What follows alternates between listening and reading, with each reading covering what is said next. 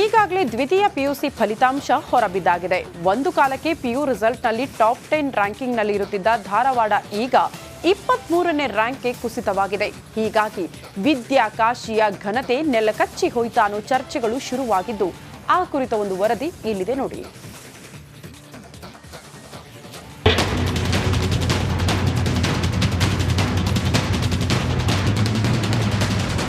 ಓದು ರಿಸಲ್ಟ್ನಲ್ಲಿ ಸದಾ ಮುಂದೆ ಇದ್ದ ಧಾರವಾಡ ಒಂದು ಕಾಲಕ್ಕೆ ದ್ವಿತೀಯ ಪಿಯುಸಿ ರಿಸಲ್ಟ್ನಲ್ಲಿ ಟಾಪ್ 10ನಲ್ಲಿರ್ತಿತ್ತು. ಆದರೆ ಈ ಬಾರಿ ಧಾರವಾಡ ಜಿಲ್ಲೆ 23ನೇ ಶ್ರೇಯಾಂಕಕ್ಕೆ ಕುಸಿದಿದೆ. ಧಾರವಾಡದಲ್ಲಿರೋ ಪ್ರತಿಷ್ಠಿತ ಕಾಲೇಜ್ಗಳು, ಇಲಾಖೆ ಅಧಿಕಾರಿಗಳು ಏನ್ ಮಾಡ್ತಿದ್ದಾರೆ? ಎಗ್ಗಿಲ್ಲದೆ ತಲೆ ಎತ್ತಿರೋ ಕೋಚಿಂಗ್ ಕೇಂದ್ರಗಳ ಕೊಡುಗೆ ಏನು ಎಂಬ ಪ್ರಶ್ನೆಗಳು ಸೋಷಿಯಲ್ ಮೀಡಿಯಾದಲ್ಲಿ ಭಾರಿ ಚರ್ಚೆ ಹುಟ್ಟುಹಾಕಿವೆ. ಧಾರವಾಡ ವಿದ್ಯಾ ಕೇಂದ್ರ ಕರೆಕ್ಟ್ ಇತ್ತು, ವಿದ್ಯಾಕಾಶಿನೂ ಇತ್ತು, ಅದರಲ್ಲೇನು ಎರಡು ಮಾತೇ ಇಲ್ಲ. ಈ 2015 ಈ ಕಡೆಗೆ ಧಾರವಾಡ ಶೈಕ್ಷಣಿಕ ವಾತಾವರಣ ಸಂಪೂರ್ಣ ವಾಣಿಜ್ಯೀಕರಣ ಆಗಿಬಿಟ್ಟದೆ.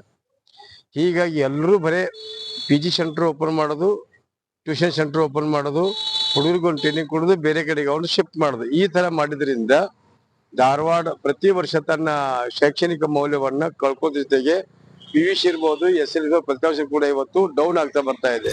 ಇಷ್ಟೆಲ್ಲ ಇದ್ರೂ ಕೂಡ ವಿಜ್ಞಾನ ವಿಭಾಗದಲ್ಲಿ ಹುಬ್ಬಳ್ಳಿಯ ವಿದ್ಯಾಲಕ್ಷ್ಮಿ ಪ್ರಥಮ ರ್ಯಾಂಕ್ ಹಾಗೂ ಕಲಾ ವಿಭಾಗದಲ್ಲಿ ಧಾರವಾಡದ ರವೀಣಾ ಲಮಾಣಿ 2ನೇ ರ್ಯಾಂಕ್ ಪಡೆದಿದ್ದಾರೆ.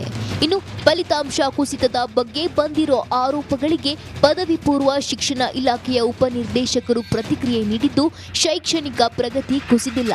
ಕಳೆದ ವರ್ಷ 27ನೇ ರ್ಯಾಂಕ್ನಲ್ಲಿದ್ವು, ಈಗ 23ನೇ ರ್ಯಾಂಕ್ಗೆ ಬಂದಿದ್ದೇವೆ ಎಂದಿದ್ದಾರೆ. 27ನೇ ಸ್ಥಾನದಿಂದ ಧಾರವಾಡ ಜಿಲ್ಲೆ ಈಗ ದ್ವಿತೀಯ PUC ಫಲಿತಾಂಶದಲ್ಲಿ 23ನೇ ಸ್ಥಾನಕ್ಕೆ ಬಂದಿದೆ. ಸಂತೋಷ ಆಗಿದೆ. ವಿದ್ಯಾಕಾಶಿ ಅನ್ನೋ ಹೆಸರಿದೆ.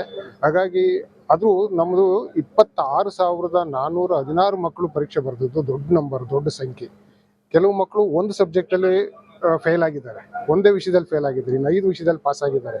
ಹಾಗಾಗಿ ಒಟ್ಟಾರೆ ಫಲಿತಾಂಶವನ್ನ ನೋಡುವಾಗ 80%ರಷ್ಟಿದೆ. ಧಾರವಾಡ ಜಿಲ್ಲೆಯ ಫಲಿತಾಂಶ 80%ರಷ್ಟಿದೆ. ಸದ್ಯ ದ್ವಿತೀಯ PUC ಫಲಿತಾಂಶದಲ್ಲಿ ಧಾರವಾಡ ಜಿಲ್ಲೆ ರಾಜ್ಯದ ರ್ಯಾಂಕಿಂಗ್ನಲ್ಲಿ ಗಮನ ಸೆಳೆದೇ ಇರೋ ಕಾರಣಕ್ಕೆ ನಮ್ಮ ವಿದ್ಯಾಕಾಶಿಯ ಮಾನ ಹೋಯ್ತು ಅಂತ ನಾಗರಿಕರು ವ್ಯಥೆ ಪಡ್ತಿದ್ದಾರೆ. PUCಯಲ್ಲಿ ಹೋಗಿರೋ ಮಾನ ಮುಂಬರೋ SSLC ಫಲಿತಾಂಶದಲ್ಲಾದ್ರೂ ಮರಳಿ ಬರುತ್ತಾ ಕಾದ್ ನೋಡ್ಬೇಕಿದೆ. DV Kammar, republic Kannada, Dharwad.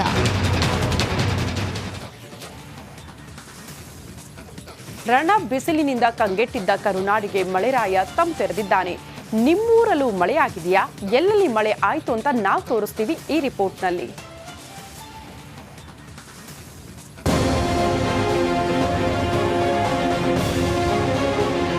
ಸೂರ್ಯನ ಶಿಕಾರಿಗೆ ಇಡೀ ಕರ್ನಾಟಕವೇ ಕಾದ ಕಾವಲಿಯಂತಾಗಿದೆ. ಜನ ರಣ ಬಿಸಿಲಿನ ಝಳಕ್ಕೆ ಕಂಗಾಲಾಗಿದ್ದಾರೆ. ಈ ಮಧ್ಯೆ ವರುಣ ಎಂಟ್ರಿ ಕೊಟ್ಟು ಜನರಲ್ಲಿ ಮಂದಹಾಸ ಮೂಡಿಸಿದ್ದಾನೆ.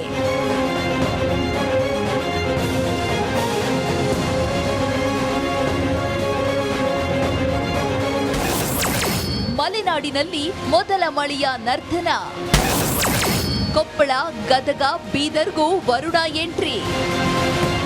ಹೌದು, ರಣರಣ ಬಿಸಿಲಿಗೆ ಬಳಲಿ ಬೆಂದಿದ್ದ ಮಲೆನಾಡ ಭಾಗದ ಜನರಿಗೆ ಮಳೆರಾಯ ಕೊಂಚ ಮಟ್ಟದ ರಿಲೀಫ್ ಕೊಟ್ಟಿದ್ದಾನೆ. ಬೆಳಗ್ಗಿನಿಂದಲೇ ಶಿವಮೊಗ್ಗ ನಗರದಲ್ಲಿ ಗುಡುಗು ಸಿಡಿಲ ಸಹಿತ ಉತ್ತಮ ಮಳೆಯಾಗಿದೆ. ಇನ್ನು ಮೂಡಿಗೆರೆ ತಾಲೂಕಿನ ಬೆರಗೂರಿನಲ್ಲಿ ಮಳೆಯ ನಡುವೆ ಭರ್ಜರಿ ಬಾಡೂಟ ಸವಿದಿದ್ದಾರೆ. ಗದಗ ಜಿಲ್ಲೆಯ ಲಕ್ಷ್ಮೇಶ್ವರ ಪಟ್ಟಣದಲ್ಲಿ ಸುರಿದ ಮಳೆಗೆ ಜನ ಕೂಲಾಗಿದ್ರು.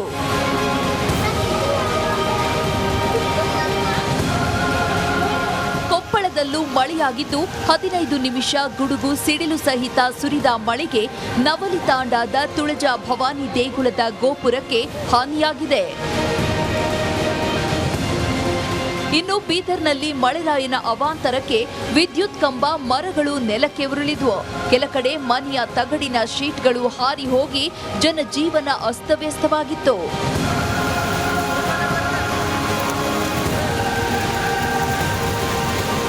ಉತ್ತರ ಕರ್ನಾಟಕ ಮಲೆನಾಡು ಭಾಗದಲ್ಲಿ ಉತ್ತಮ ಮಳೆಯಾಗಿದ್ದು, ಕೆಲ ಕಡೆ ಅವಾಂತರ ಸೃಷ್ಟಿಯಾಗಿದ್ರೂ ಮಳೆ ಬಂದಿದ್ದು ನಿಟ್ಟುಸಿರು ಬಿಡುವಂತಾಗಿದೆ.